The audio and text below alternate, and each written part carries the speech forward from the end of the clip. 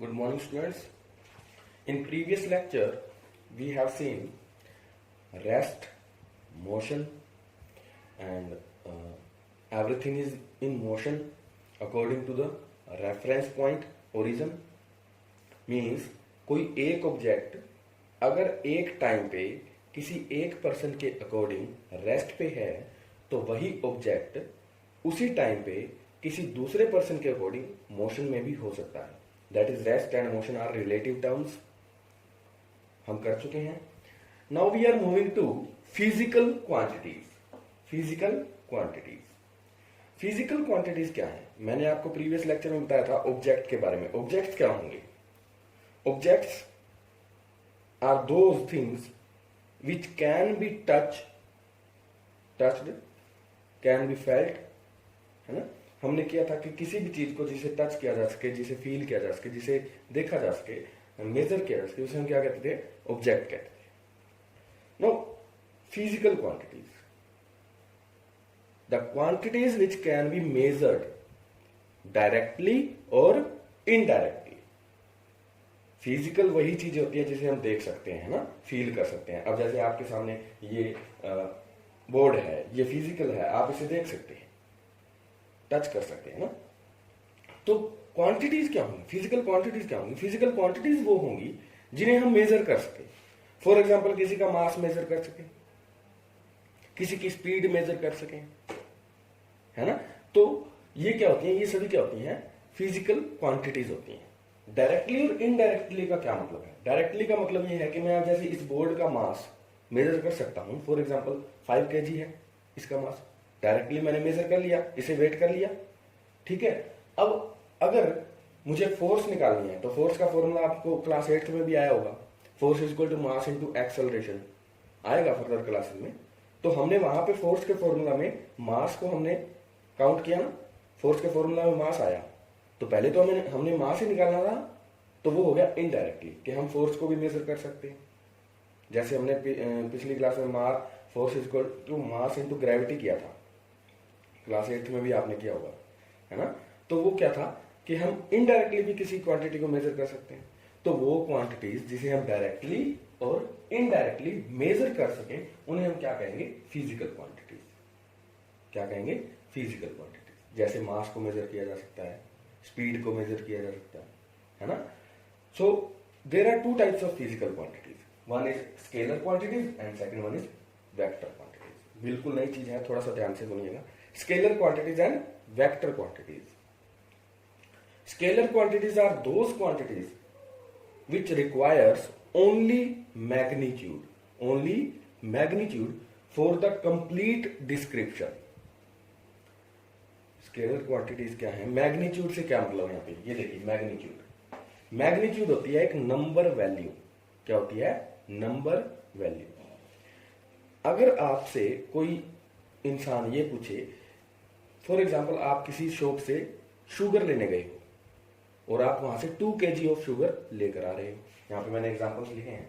For example 2 kg of sugar लेने आप गए थे और वहां से आप शुगर लेके आए हैं. तो रास्ते में आपसे कोई इंसान पूछता है क्या लेके आया, तो आप ये कहोगे ना कि 2 किलो चीनी. 2 किलो चीनी. वो पूरी की पूरी तरह समझ गया. उससे आगे उसने आपसे कुछ पूछा कि 2 किलो चीनी कैसे लाया, है ना, किस डायरेक्शन में लाया. 2 किलो चीनी लाया, समझ गया भी. हाँ भाई, पूरी बात खत्म होगी. यहाँ पे 2 किलो चीनी लेके आया. मतलब क्या था? आपने उसको एक क्वांटिटी बताई, शुगर की क्वांटिटी 2 kg, जिसमें सिर्फ आपको एक नंबर बोलना था और वो पूरी की पूरी बात समझ गया, है ना. Requires scalar quantities are those which requires only magnitude, number value. अब शुगर को आपने बोला कि 2 kg sugar, 2 that is magnitude. 2 kg magnitude, number value है 2, है ना. Only magnitude for complete description. मतलब उस क्वांटिटी के बारे में आपको पूरा बताने के लिए सिर्फ और सिर्फ 2 kg ऑफ शुगर कहना जरूरी था, है ना. Are called scalar quantities. क्या कहलाती हैं? Scalar quantities. For example mass मैंने आपको करवाया था. मास 2 kg जस्ट एक नंबर है और पूरी की पूरी बात समझ आ जाती है उसमें. वॉल्यूम अब मैं आपसे पूछूं कि आपके घर पे कोई अर्धन पोर्ट है, अर्थन पोर्ट है, वो मिट्टी का घड़ा, उसकी वॉल्यूम क्या है, तो आपको जस्ट यही बताना होगा ना कि उसमें 10 लीटर्स ऑफ वाटर आ सकता है, 10 लीटर्स, जस्ट आपने ये बताया, पूरी की पूरी बात खत्म हो गई, समझ आ गई मुझे। तो वॉल्यूम क्या है, स्केलर क्वांटिटी है।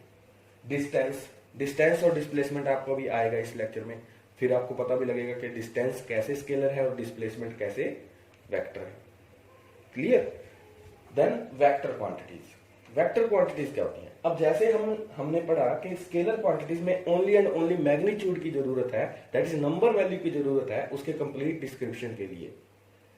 और वेक्टर क्वांटिटीज क्या होती हैं? जिसमें हमें मैग्नीट्यूड भी चाहिए और डायरेक्शन भी चाहिए। मैग्नीट्यूड मतलब नंबर वैल्यू भी चाहिए उस क्वांटिटी की, और वो क्वांटिटी किस डायरेक्शन में है वो भी चाहिए। किसी एक क्वांटिटी को पूरा डिस्क्राइब करने के लिए मैग्नीट्यूड एंड डायरेक्शन दोनों की जरूरत हो, उन्हें हम क्या कहते हैं? Vector quantity. फॉर एग्जांपल हम बात करें वेलोसिटी की। वेलोसिटी आएगा आपको फर्दर लेक्चर्स में पूरी डिटेल में। वेलोसिटी को एक इजी लैंग्वेज में समझते हैं। जैसे कि मैं कहता हूं आपको कि एक ट्रेन मूव कर रही है, अ train is moving with the speed of 40 kilometre per hour. Train is moving with the speed of 40 kilometre per hour. मैंने आपको बताया 40 किलोमीटर पर आवर, वो तो हो गया उसका नंबर, मैग्नीट्यूड, ठीक है। लेकिन मैं 40 किलोमीटर पर आवर के साथ टुवार्ड्स नॉर्थ लगा देता हूं।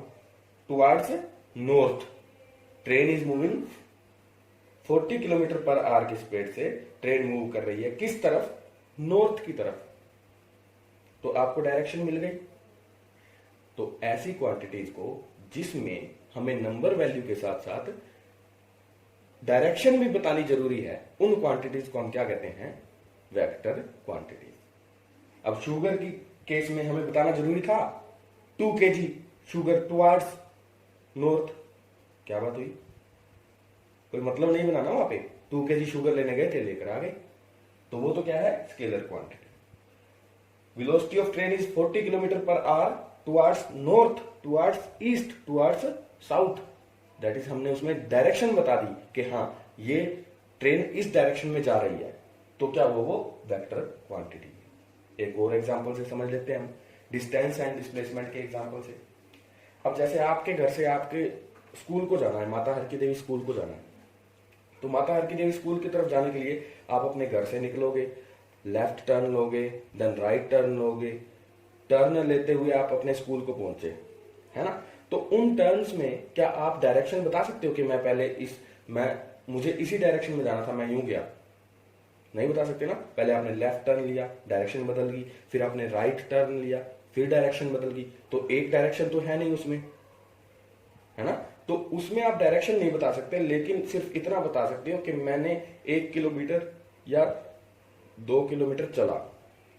वो तो हो गई स्केलर क्वांटिटी, जिसमें आपने सिर्फ और सिर्फ नंबर बताया। हाँ जी 2 किलोमीटर चला, आपको डायरेक्शन पता ही नहीं है। क्यों नहीं पता? क्योंकि आपने पहले कभी तो लेफ्ट टर्न लिया, कभी राइट टर्न लिया, कभी सीधे चले, है ना। तो उसमें आपको डायरेक्शन नहीं पता। लेकिन for example let us assume कि आने वाले टाइम में आपके घर से स्कूल की ओर एक ब्रिज बन जाता है, और वो ब्रिज सीधा है, जिसकी डायरेक्शन हम कहते हैं कि नॉर्थ है। नॉर्थ डायरेक्शन में ये ब्रिज बना हुआ है, और वो सीधा आपके स्कूल के गेट पे ब्रिज उतरता है, ठीक है। अब आपसे पूछें कि आपने किस डायरेक्शन, आपका स्कूल किस डायरेक्शन में? आप कहोगे 2 किलोमीटर टुवार्ड्स नॉर्थ। क्यों? क्योंकि ब्रिज सीधा स्कूल के गेट पे उतर रहा है ना, उसमें कोई मोड़ नहीं आ रहा, सीधा जाना है आपको, बिल्कुल। तो वो क्या होगा? वो होगी displacement, that is vector quantity.